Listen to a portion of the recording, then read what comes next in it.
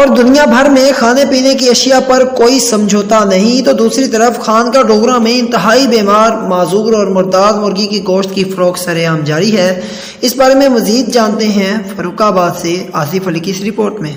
جی بالکل، خانقاہ ڈوگرہ شہر کی تمام مرغی فروشوں کی دکانوں پر کوئی صفائی کا نظام نہیں۔ مرغی کا گوشت کی فروخت ہوٹلوں اور فاسٹ فوڈ میں زیادہ کی جا رہی ہے، جس سے شہری طرح طرح کی بیماریوں کا شکار ہیں۔ شہریوں نے احتجاج کرتے ہوئے کہا ہے کہ ایک تو ہم مرغی کا گوشت مہنگائی کی وجہ سے ہماری پہنچ سے دور، اور دوسری طرف شہر میں سرِ عام بیمار گوشت کی فروخت جاری ہے۔ شہریوں نے ڈپٹی کمشنر شیخپورہ سے نوٹس لینے کی اپیل کی ہے۔ جی